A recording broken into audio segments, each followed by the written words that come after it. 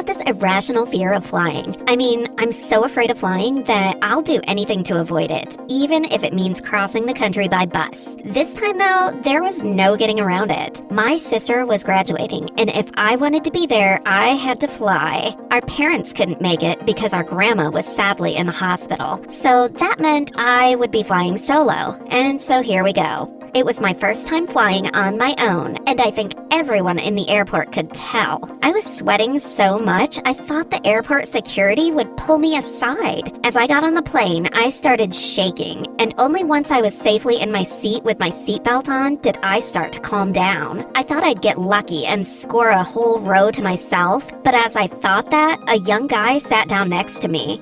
Damn. Well, at least he was cute. Maybe this flight wouldn't be so bad after all. Before takeoff, we had a slight delay, and the young guy next to me seemed equally nervous. But as soon as we took off, he relaxed and turned to me to start a conversation. His name was Brady, he said, and he was heading west to meet up with some friends from his college days. Oh, so he was older, I realized. No way would my dad let me date an older guy. Then I stopped myself. Why was I even thinking these thoughts? I barely knew the guy. He could tell I was anxious, so he touched my arm and said, "Don't worry, this is a pretty good airline." Then he kept asking me questions like where I was going and what college I went to. I lied and I told him I was a freshman in college. If he knew I was still in high school, there's no way he would be interested. We ended up chatting for a good few hours, and I gave him my number. He said it'd be nice to grab a drink together during our time on the West Coast. I fell asleep with a grin on my face. I had successfully boarded my first solo flight without having a panic attack, and I even bagged myself a date.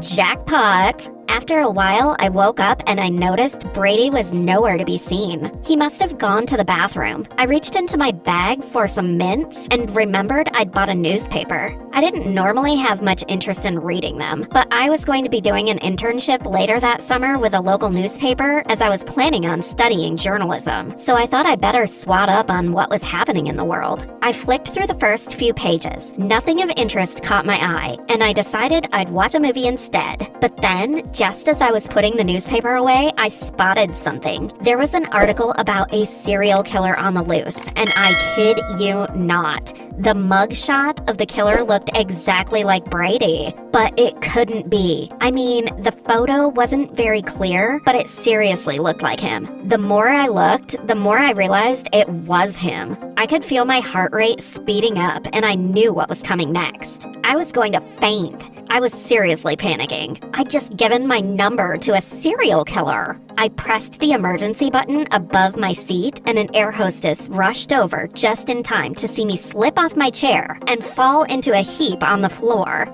The next thing I knew, I was laying down in first class with a jug of water in front of me. As I came to, I told the air hostess that there was a serial killer on the plane and that she needed to tell the pilot to stop the plane immediately and call the cops. The air hostess clearly didn't believe me. She told me I had fainted and that perhaps I was just delirious. She ordered me to drink some water and assured me I'd feel better in a moment. But I was seriously freaking out. I refused to go back to my seat, and I was paranoid. I kept expecting to see Brady coming up the aisle to look for me. What would I say to him? The air staff started to get quite impatient with me, and they told me that I could get in serious trouble if I didn't comply with their rules about going back to economy. But there was no way I was going back to my seat. Eventually, we landed after what felt like hours. I was about to ask the air hostess if she could help me get to my bag, but then I heard a commotion and noticed there were police officers and security guards entering the plane.